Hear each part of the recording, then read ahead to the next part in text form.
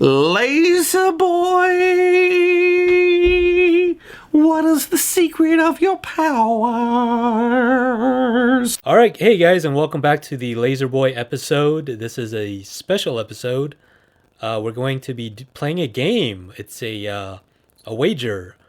The highest grossing films of 2023, and this game is called Films of 2023 Box Office Bets. We're wagering to see, what are the highest grossing films, top 10 films of the year.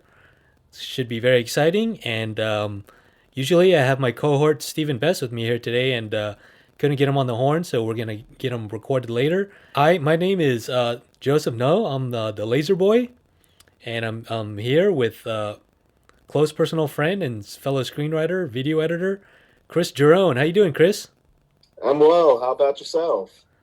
Oh, I'm doing very well. Thank you so much for joining me on this podcast. And I know you're a huge fan of film, and you follow the industry. So I couldn't think of a more perfect person to play this game with. So thank you so much. Happy to join in on this. Looking forward to it. Yeah, won't you tell our audience a little bit about yourself?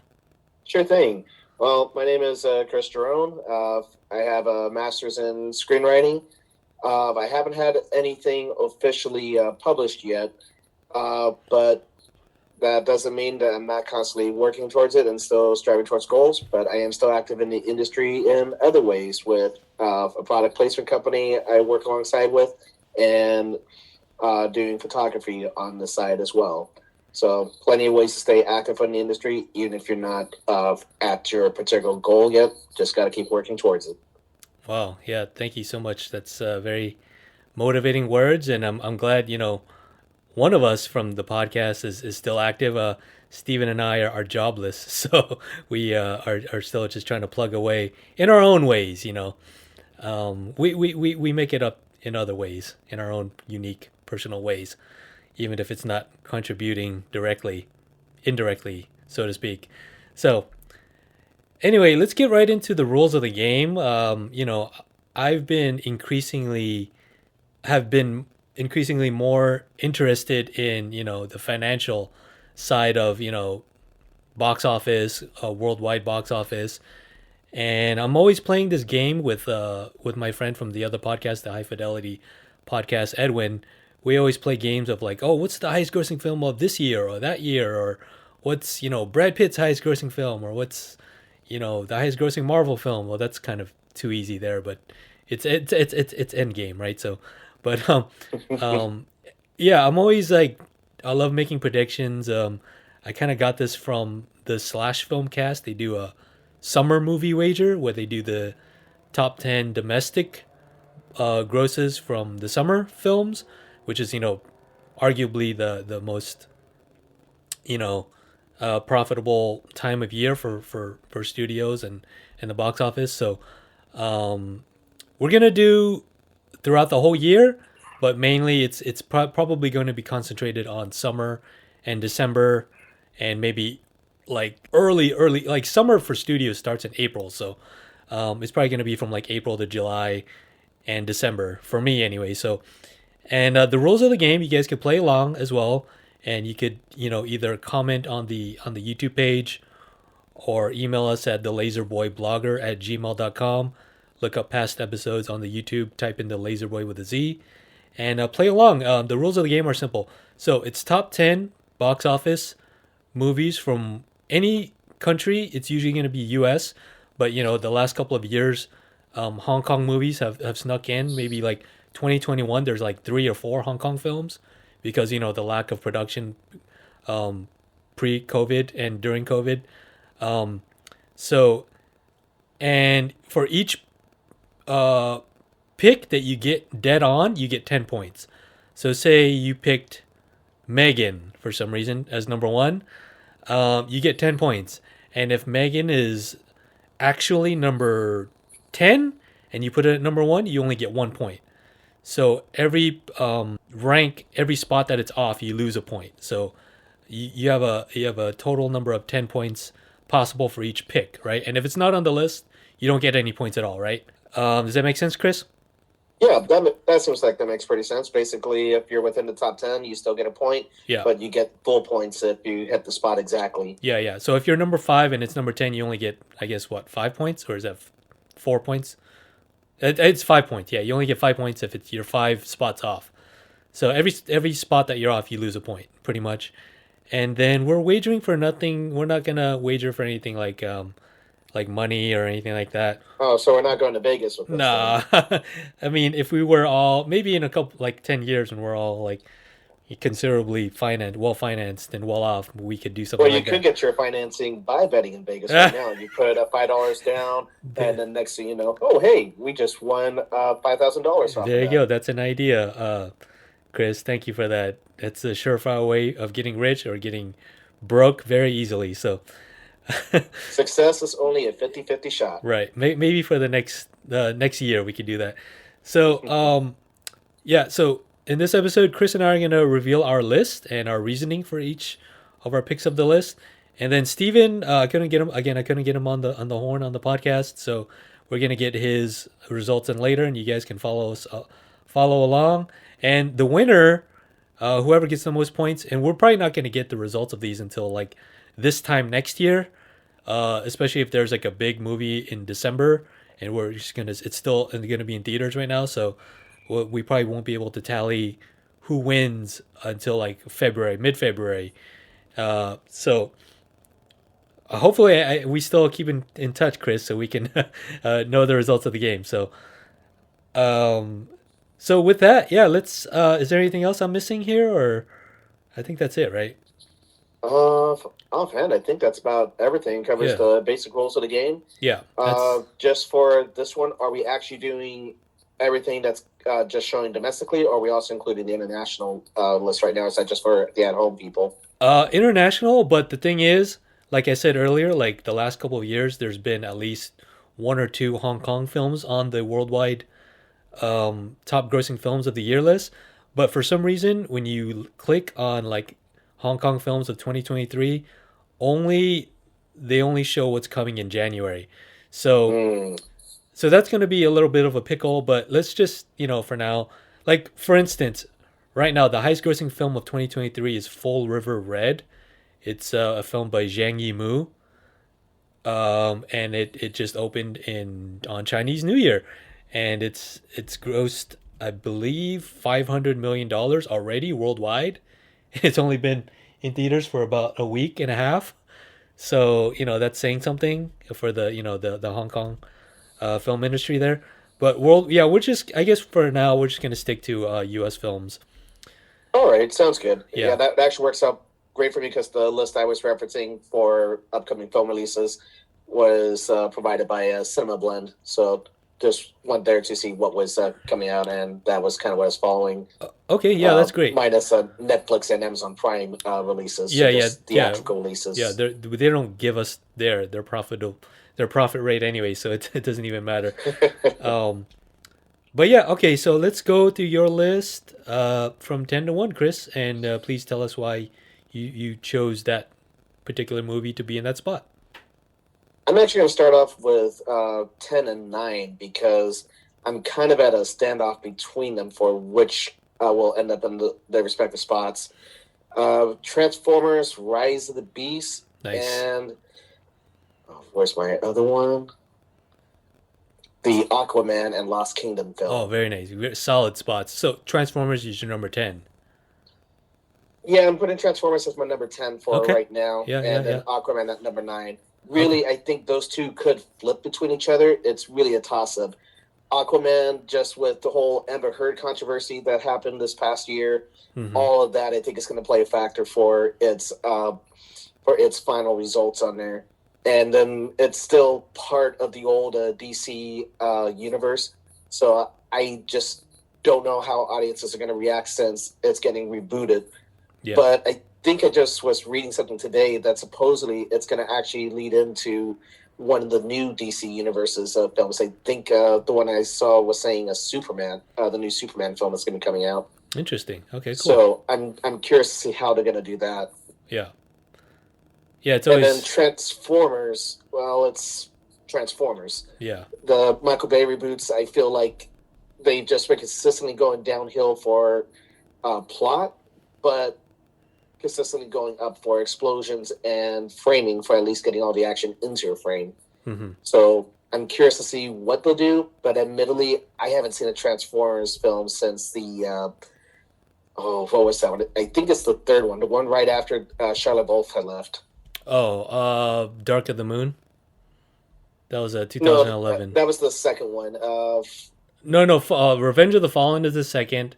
Dark of the Moon is You're the right. You're right. third. Dark of the Moon was the third one. Yeah. So not that one then, but the one After that, Age of Extinction, which is the highest grossing Transformers film ever, which made like 1 point something billion. So yeah. okay, interesting. I did put a Transformers film in my list just because they've been going downhill in quality and box office performance. Just because the Michael Bay, when he left, the Travis Knight one was good. The Bumblebee one is better plot wise and in quality, but it made only like 450 million worldwide. So it's I don't think it's a property that's going up in terms of profitability, but it's I still think it's a solid choice. So good job for putting it number 10. So what's your number 8? Number 8, I would probably put up one of my all-time favorite heroes. I would love to see it go higher, but I honestly don't think it's going to get too much higher than this ranking. But Indiana Jones and the Dial of Destiny. Okay. It's the final performance of Harrison Ford, so I do think it's going to get a decent draw just for that.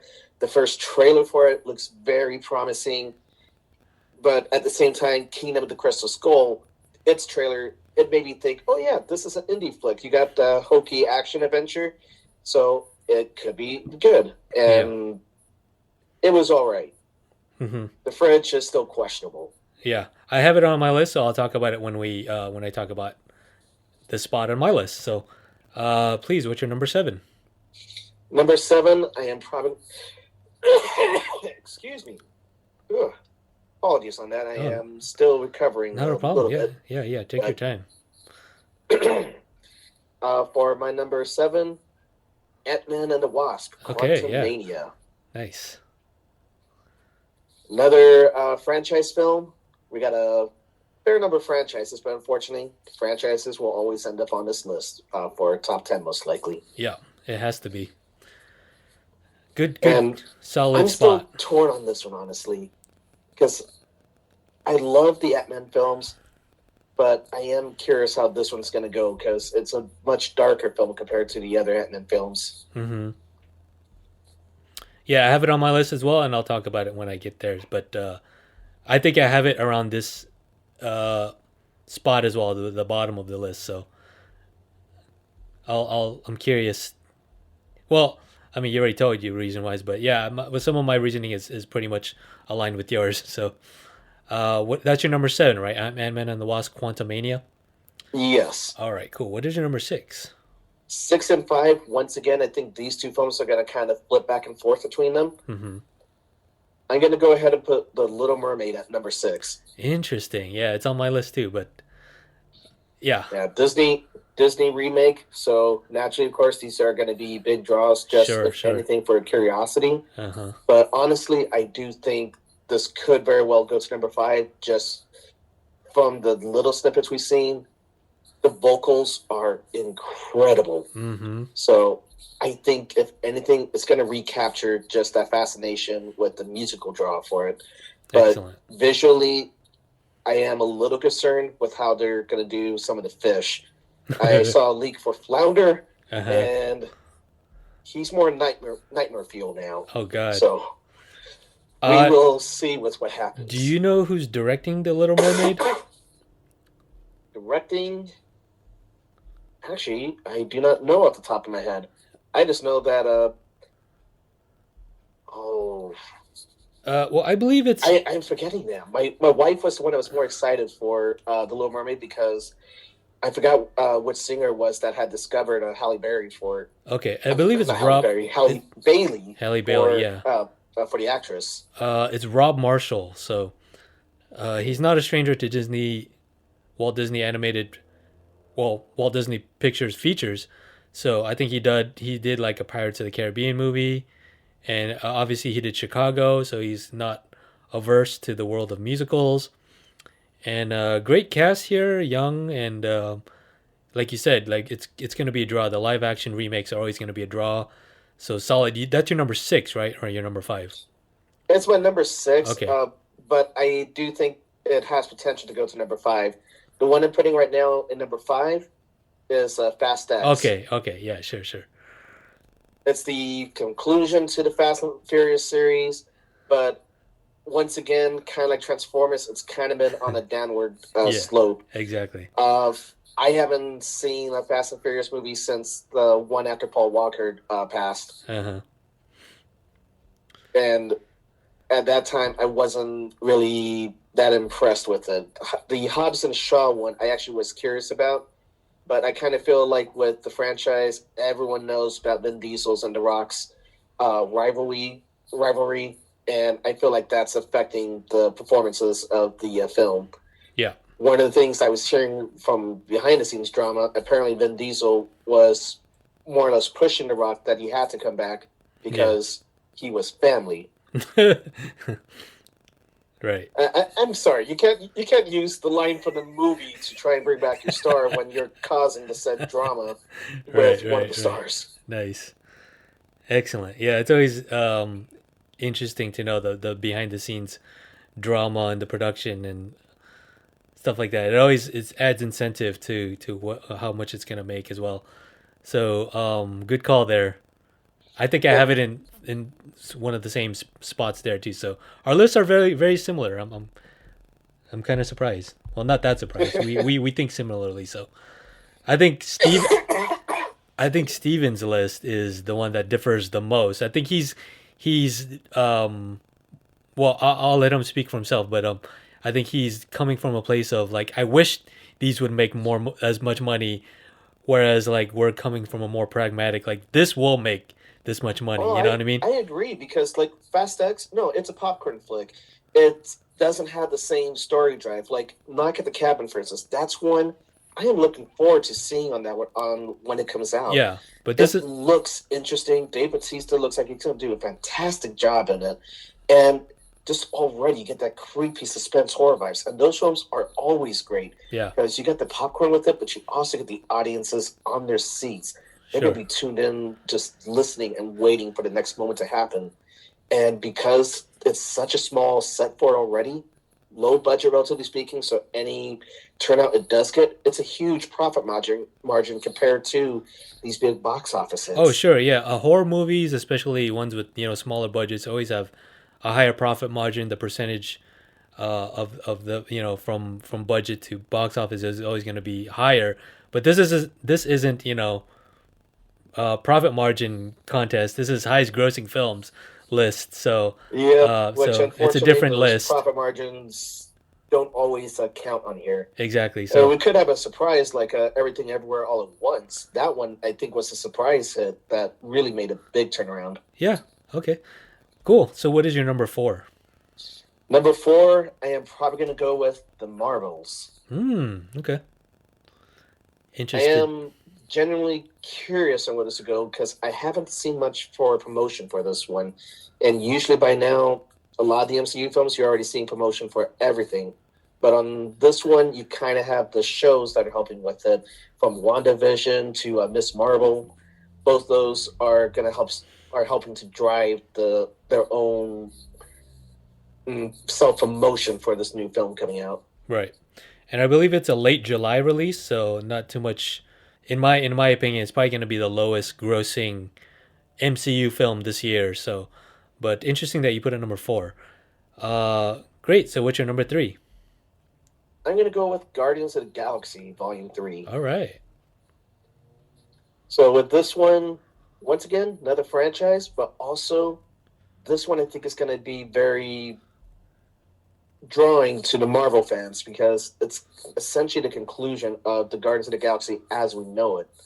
Because it looks like they're driving towards possibly a rocket departure, and we already know Dave Bautista, this is his last run as Drax. Mm-hmm. So for sure we're probably going to see his character get killed off or written off in some way. Yeah. But Rocket, it already looks like they're building towards that may end up happening with him as well. And just the arc of Guardians of the Galaxy, it feels like Rocket has this the strongest arc from all the Guardians films that have come out thus far. Fascinating. Yeah, and you're right. And it is James Gunn's swan song. He's off at DC now and Warner, so it's going to be fascinating to see people's reaction to his final MCU film. Absolutely. Yeah, great. Which brings us to your number 2. Mission Impossible: Dead Reckoning. All right. Great choice. It's Tom Cruise and Mission Impossible. Yeah. What else? Don't need to say much more. I know, right? Exactly. Yeah, our top 5 picks are very similar. Great. So, yeah, very succinct, short, sweet, simple. What is your number 1 film, Chris? I am both regretting, but at the same time, I am pretty sure this one will be number 1. The Super Mario Brothers. Wow. Movie. Okay. No. Yeah. Our top 5 list is pretty much interchangeable here. So, but please tell me why you think it's going to be number 1. One is Nintendo. Nintendo still has a big draw. Universal just opened a Super Nintendo World at the park, so that's already additional advertising that they're getting right there for it. Chris Pratt. Everyone's aware about his voice for the film, and I think it's universally agreed upon. Most people do not like Chris Pratt as Mario. So, if anything, everyone is going just for the rest of the cast to see how they're going. Right. And the big thing, it is a true family film. This is going to go through and get full families in the theaters, not just the moms and dads going to check out an action flick that their younger kids shouldn't be seeing it and they're not going to take them to. It is a family film that everyone of all ages, older millennials that grew up with Mario Brothers, they're going to go see it just because they love Mario and Mario 64 growing up. So they're going to go see it just for that because it looks like it's going to appeal to all ages, not just a younger audience. Right. Fascinating. No, I have it on my list, but not number 1, and I'm kind of regretting it now because you're making a lot of great financial points that it's what do you call it? It reaches all demographics, right? It's a 4-quadrant film. Illumination, they cannot miss with their Minions films, and then you add the added incentive of Nintendo and nostalgia. But I'll talk more about that when I talk about it in my list. But thank you so much, Chris, for your list. That sounds like a really solid list. It sounds like somebody really connected to the industry, maybe who has some backdoor knowledge. Yeah, I don't know, maybe. But I'm not that well connected. Okay, but no, but it's a solid list, and I think you might be in the running for contention of the winner here. If I didn't mention what we get when we win, I probably didn't get there yet, but it is we pick a movie for all of us to review. So maybe it could be a movie to torture us by, or a movie maybe you haven't seen in a long time and you want us to see, and then we'll all watch it. We're required to watch it and then review it in a podcast. Does that sound like a good stakes for you? Well, we got a film coming out in February, Cocaine Bear. I just missed my top 10, but I think it could be. I think it doesn't have to be. I was very tempted. Right. It doesn't have to be modern, Chris. Just seeing the poster alone for this, it just looks so absurd and hilarious. Insane. I just already know this could be a big cult following. Yeah, exactly. For this movie, it's going to be a cult. It's going to be definitely a cult. I'm just looking forward to see what people say about it, and then just how absurd this movie ends up being. All right. Well, we're probably going to review that anyway, but it doesn't have to be from the year 2023, Chris. It could be any film from any year, like a personal favorite film of yours. Maybe you want to turn us on to, that you don't think anyone has seen, or a movie that you want to torture us by. Maybe it's something really awful or so bad it's good. Who knows? Well, I'm pretty sure everyone's already aware about Plan 9, so that's out the books. Okay. Well, I mean, we got a whole year to think about that, so But yeah, I think you're in strong contention for to be the winner here, Chris. But thank you for that list. Let me get to my top 10 list from 10 to 1 here. And my number 10 is Haunted Mansion. A little bit of Ooh, I dark forgot horse. that was coming out this year. Yeah, a little bit of a dark horse, but the reasoning is pretty, similar to The Little Mermaid. It's a Walt Disney Pictures live action film. It's not a remake. It's an original. It's gonna be, it's not gonna make Well, like Pirates of the Caribbean numbers, but who knows? You know, they well, they they I writ have to that. bring up a point on that. I'm sorry, but it is a remake because there's the Eddie Murphy Haunted Mansion movie that came out in the early Oh, okay. 2000s. I did not know that. Okay, so it is a remake. There you go. But I I figure it's a theme park movie. Jungle Cruise didn't do that well, but that was due to pandemic reasoning. But you cannot count them out. They're always going to be. It's a dark horse for a reason. I don't. It's a risky IP, but I think it's going to be a four quadrant film. It's going to be really funny. It's gonna be really a good ride. And that's what gets people in seats these days is like event like theme park kind of movie rides or That ride is true. movies. That is true. The only concern I have with the Haunted Mansion movie, Jared Leto. Oh, he's in that. Yeah, last I heard, he is playing the Hatbox Ghost, Okay. which is my favorite character in the Haunted Mansion Oh ride. no. So I am very concerned with the film, Mm-hmm. but we won't really know how everything goes until it does come out. Right. He could do great, but he could also bring on that slight feeling that some of his films sometimes get. Right. It seems like he's got a good rapport with Disney right now. He's going to be doing the Tron movie, so the Tron Legacy sequel. So, um, Yeah, I'm not sure what's going on with that because he's doing a lot of Disney films right now. yeah. So, I But mean, here's to the best. I really do hope that the roles he gets, he will continue to keep putting his best foot forward and make an enjoyable film. yeah. But there's also a bit of a negative stigma, unfortunately, that a lot of people have associated with him.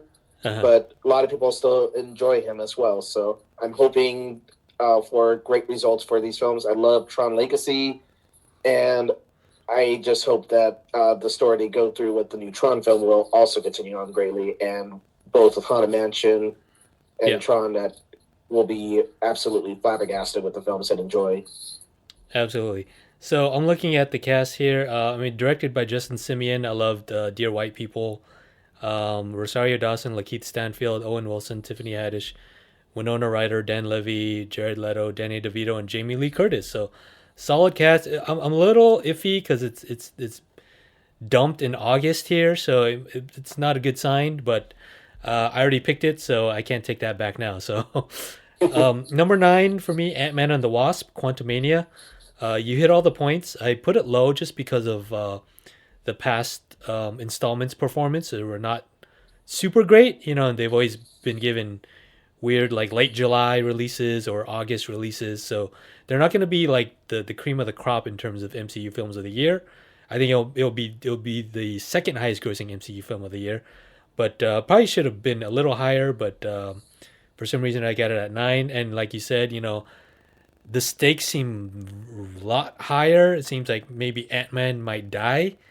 It seems like he's in a lot of peril based on the latest trailer. So a much darker film, and the introduction of Kang and the newest villain slash threat to this next saga, the multiverse saga, right? The last 3 phases were the Infinity Saga. So he introducing the main villain of the saga. So that it could be a movie that we can't miss. Probably will be a movie we can't miss. But yeah, that's why I have it on my number 9. Number 8 for me is The Little Mermaid. Like Ooh. yeah, like you said, I have it a little lower. I just these remakes haven't had a great track record as of late, but that's because of the pandemic. But still needed to put it in somewhere, and I didn't have room for it in the top 5, so kind of squeezed it in there at the bottom 5 there. And I echo all your sentiments about it. I do think people have been, um, criticizing the lead, because of her, this color of her skin, and it's that's not great. But I do think that it's getting people talking, and Hmm. like they say, um, there's no bad press, right? So, Yep, that is true. so they're Because I talking. mean, ultimately, as long as there's conversation being made about the film and it's staying on people's minds, it's going to go through and spread one way or another. Exactly, For the haters out there, they're going to go through and see it, if anything, to find ways to try and point out flaws in the film. exactly, And then those that are hearing it from the haters, they might go say, "Oh, what's so wrong with this film?" right, right, And go see it just solely for that, just to see what's wrong with it, and then exactly, wind up hopefully enjoying the film or finding positives instead from it, from whatever bad situation that they're hearing about the film from. exactly. That's it's essentially free marketing, is what they do, and with stuff like that when stuff gets controversial or viral. So that's my number 8, the Little Mermaid, the Little Mermaid. Sorry, little tongue twister there. Number 7 for me is Aquaman and the Lost Kingdom. I flip flopped this and the Flash, but after reading what James Gunn said about the Flash today, I put the Flash higher.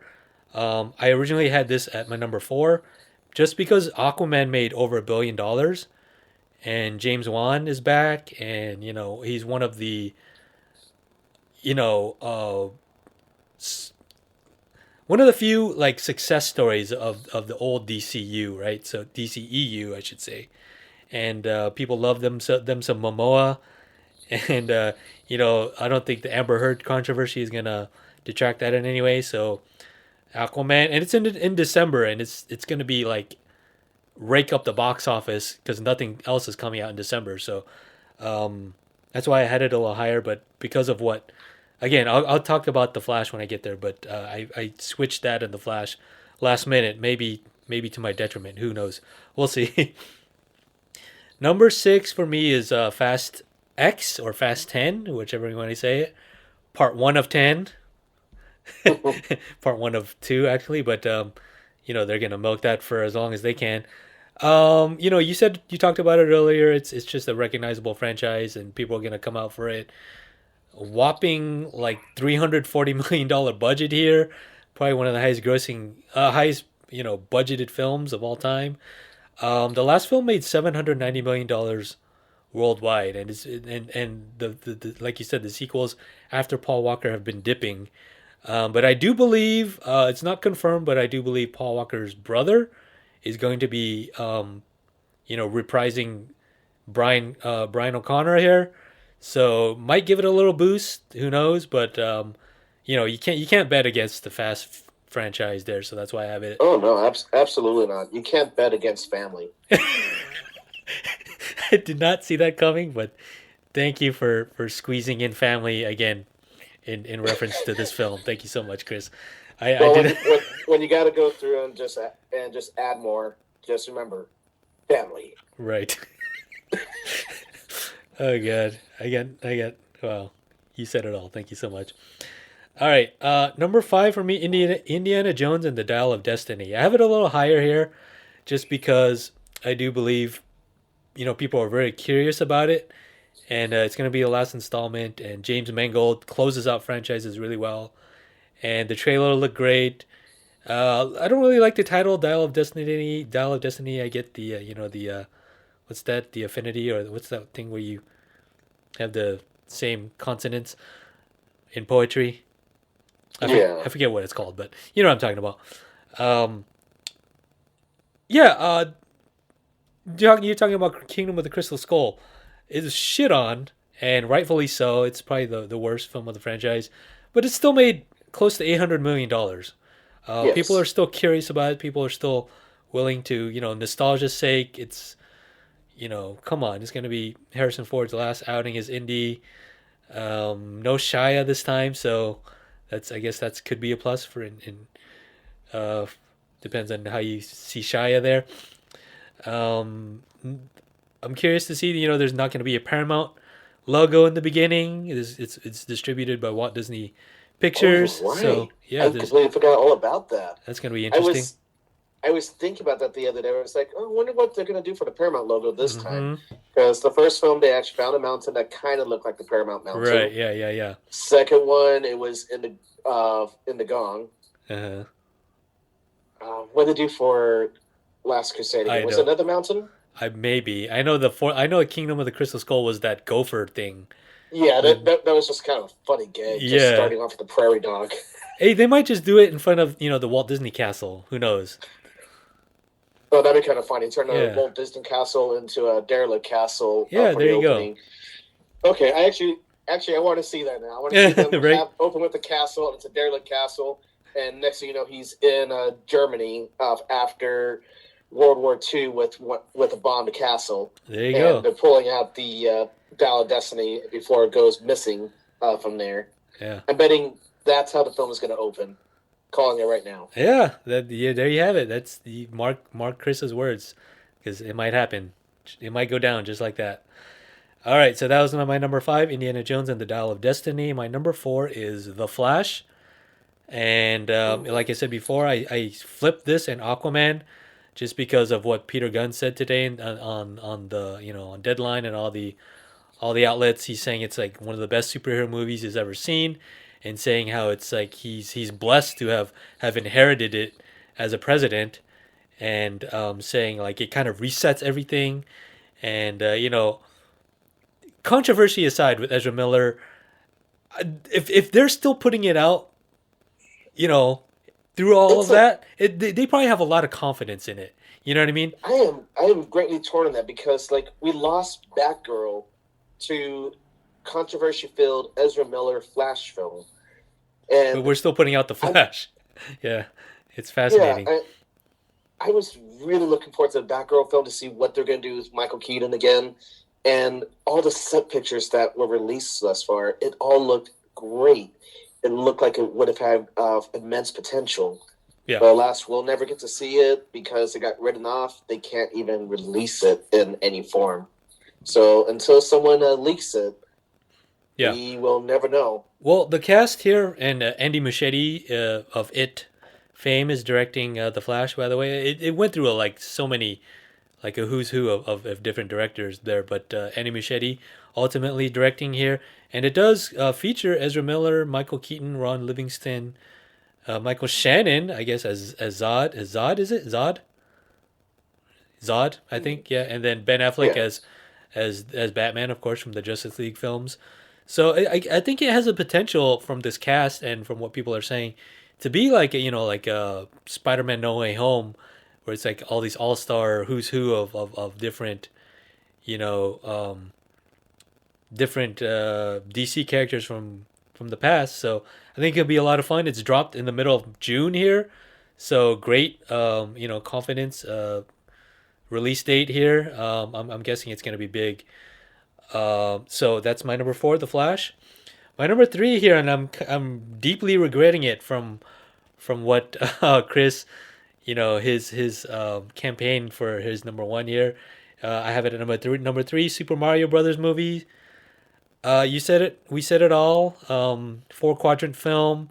The trailer looks great. Nostalgia for all the Nintendo heads who played it in the 80s and the 90s.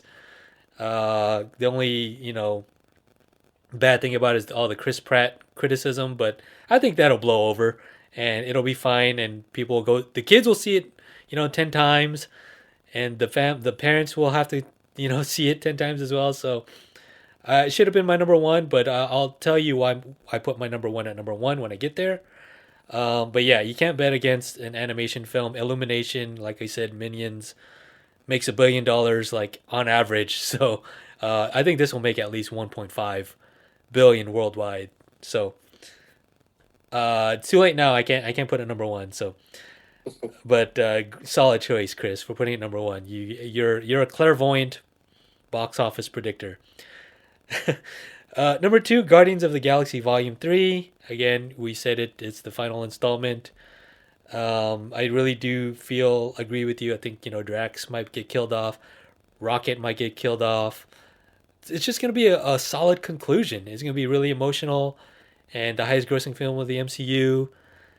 and James Gunn's swan song. Everyone's like swan song pretty much, and I'm excited to see it. It's definitely going to be seeing it opening weekend there. So that's my number two, Guardians of the Galaxy from Marvel Studios and Disney. All right, my number one is a bit of a shocker. Kind of. I think it was your number two, but it's Mission Impossible: Dead Reckoning Part One. And here's my reasoning, Chris. I know you're kind of scratching your head there. I could feel you. You're on the phone, but I can feel you scratching your head there. But No, it's actually my chin, but close enough. okay, all right. So I made this prediction based on the hot item that Tom Cruise is from Top Gun Maverick, right? Nobody predicted that movie would be number one of the year domestically. Of course, Avatar 2 beat it out worldwide of 2022. But I think he's really hot right now. He's trending. He's like the last action movie star. Have you seen that 9-minute feature where he takes that dive off of that cliff? Oh Uh, no, I have not. it's like ramping up to be such an exciting, like must see event film because of all those stunts that he's doing. He's like damn near killing himself for every one of those movies. He's the only person doing this. And while I do feel like the trend of, CG spectacles and, green screen effects movies are still there, I do think films like these and Tom Cruise and Christopher Nolan, if he was still doing action films, Oppenheimer is a biopic drama, so that's a reason why it wasn't on my list. But I do feel like there's a huge market for him and uh, a revitalization of it now based on him. And because of Top Gun Maverick, I think this film will easily get $100 and $200 million boost easily. I think I said easily too many times there, but yeah, that's the reasoning for me. I think it'll make over a billion, maybe 1.2. I know like the Mission Impossible films have been averaging maybe 700, $800 million a year. I'm sorry, yeah, worldwide. So a little iffy for me to put it there, but I do think Top Gun Maverick really boosts it up, and that's the reasoning for me putting it number one. But we will just have to wait and see, will we? Oh, that is so true. I mean, honestly, I can't say I disagree with your reasonings for choosing it at number one. It makes sense on it, and you are right. There is something with the practical stunts that go into play. It plays a factor in the believability. Uh-huh. And I really do think that we are going to start seeing a resurgence of practical effects again. Yes, CG is something that a lot of people are choosing to do now with the studios, but I think audiences are craving more of that practicality again. Because when we go back and look at several CG films in the past, the CG does not hold up over time. You can see where technology advances. Like if we were to go back and look at Clone Wars to Attack of the Clones today, Mm-hmm. good lord, you can see all the CG sets quite clearly now. Yeah. But at that time, it was all brand new technology. It's like, ooh, wow. But It's almost like a high end counter programming. People need a different choice. Usually it's like a lower, like a rom com or something. So they don't ever. Oh, Avatar 2 sold out. Let's go watch that. George Clooney rom com. That's the counter programming. But like Tom Cruise films and like these Mission Impossible films are almost like the CGI counter programming, but on the same level because of there's just the spectacle of them are equally as high, if not more. So I think it might die out this year, but who knows? There's always going to be a hankering for it, and there's going to definitely be an audience for it. So um, we will see. Again, I keep saying that we will see. We will see. But absolutely. that concludes my list. And, we still got Steven's top 10. So stay tuned for that. I'm just going to probably just edit it in there. But any final thoughts, Chris, on both of our lists? I mean, all in all, the list seemed pretty solid. The Flash, I think, is going to be the biggest question if it will end up in the top 10 or not. Mm-hmm. I think you might be right that it probably will be, especially given James Gunn's comments today about it being the best comic book film he's ever seen. Yeah. So if he's making comments like that already, that's a very strong statement to make, especially going up against all the MCU films, even against his own MCU films that he has coming out also. Right, right. I mean, The Flash is dropping June 16th. A week before that is Transformers, Your Number 10. And then Fast X in May here, Guardians in early May. So yeah, I think the summer actually starts here in uh, April 7th here with the Super Mario Brothers movie. But yeah, the summer seems to be packed. Anything that like you kind of regretted putting leaving off your list? Maybe an honorable mention or two. For honorable mentions, there's two films I'm going to mention. The first is another franchise film, but John Wick Chapter 4. Okay. Yeah, it doesn't. It barely breaks like 500 uh, worldwide. So, but I like the franchise too. Just not a huge box office draw. That's the hardest thing with it because I feel like it has a strong cult following, Yeah. but it doesn't really generate the box office numbers that you would want to see for a true top 10 list like that. Yeah. The other one, this one is just kind of for myself, and I just like the way of how I've been seeing the trailers so far, so I'm optimistic for the film, but I don't think it's going to be a box office hit. But the Dungeons and Dragons film, Okay. Yeah. Nice. I just saw like an article for that or something. But yeah, interesting. Chris Pine's in that, right? And Michelle yes, Rodriguez. yes. Okay. Chris Yeah. Pine and Justice Smith, I think, are headliners right now. Oh, very cool. Yeah, yeah. I mean, I'm interested in that. Just being I play Magic the Gathering, so I'm a huge fantasy guy. But I think I have Oh yeah, maybe one honorable mention. Maybe it's like Barbie. I don't think it's gonna rack in huge numbers, but I feel like it could be like a surprise hit.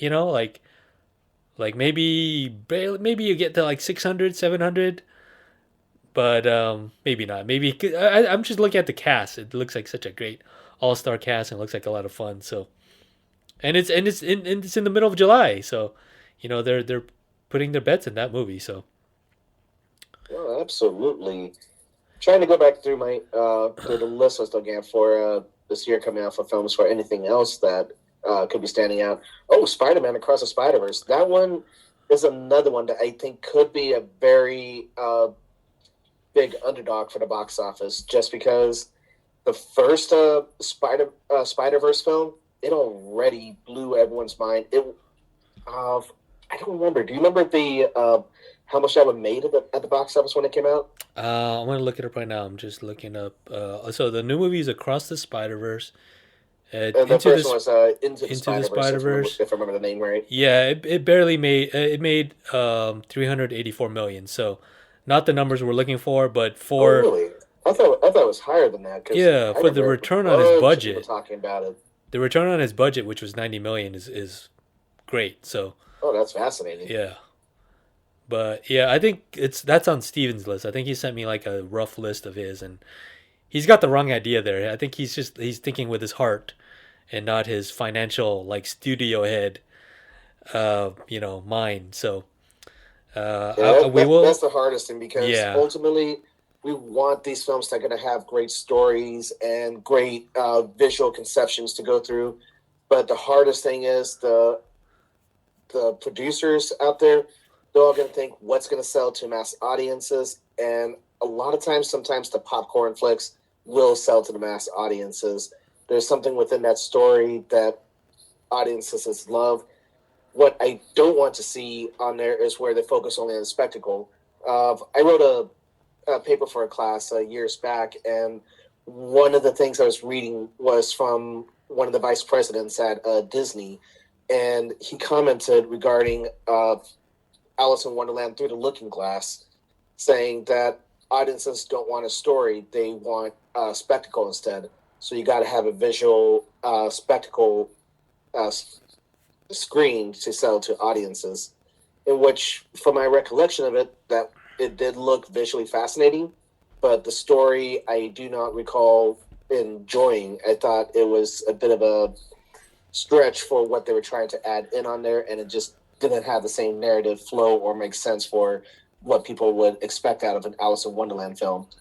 right. No, like we said earlier, this is a numbers game. We're looking at what gets butts into seats, ultimately. And, you had to take a lot of things into consideration. the landscape of the theater industry, right? Most movies that are story driven are straight to streaming now, or they're a cable HBO series. And what gets butts into seats is, like you said, spectacle, theme park movie, theme park ride movies, and action adventure and big budgets. So unfortunately, if that's not what you're into, this is the wrong contest for you. But it's always fun to speculate on what's going to be the number one, and it's great to put it in a ranking. And I enjoyed this conversation immensely. And again, we'll just have to wait and see what happens there. But I think personally, I think your list is better than mine. But I think my number one and my top three there is a little iffy there. But again, we will see. It's not about who gets like the number one right. It's about how many picks we get in the right order, right? So that's also the name of the game. So if there's not anything else you want to add there, Chris? No, I think that pretty much speaks volumes for everything already. So right now it's just a waiting game as these movies come out to see where they wind up. And the biggest thing, if they end up having a re-release later in the year, especially for any of these films that want to push for Oscars, that could potentially drive them up. But as of late, that hasn't really affected audiences, I feel, with going back in to see the film once it becomes available for streaming or purchase. Right. Well, when Fast X gets its 10th anniversary rescreening and it boosts its box office, then we'll have to reassess who won there. But I don't think that's going to happen. So well, I think you want to know who really wins with Fast X? Family. I knew you were going to say it, but I didn't. So it surprised me all the same. Thank you so much for that running gag, Chris. And thank you for joining me for this insightful, contest into what's going to dominate the box office of 2023. Is there any website you want to plug, or anywhere we can find like any of your blogs or anything like that? Or I don't really have any active blogs. I mean, I am on social media. You can pretty much find me my regular handle, Gundam Vader. But I don't really generate any custom content like that. It's just more day-to-day life stuff. So you might see pictures of my cat or my wife and I just going to Disneyland or other miscellaneous adventures. Okay, so that's awesome. That's Gundam Vader. If you want to check him out, and thank you so much for joining me. Hopefully we can get you on for some more episodes in the future, and definitely hopefully get you back for the our wrap up when we record our reactions to the results, maybe a little after this time next year. So will be when that will happen. So thank you again, Chris, and you can find more of our episodes at the website, thelazerboy.wordpress.com. Search us on YouTube. Just type in the Lazerboy with a Z. And hope you guys, play along as well and have some fun. And comment what your picks are. You could play along for fun and maybe mention a movie or two that we can review if possible. Thank you guys for listening, and we'll see you next time. All right. Thank you.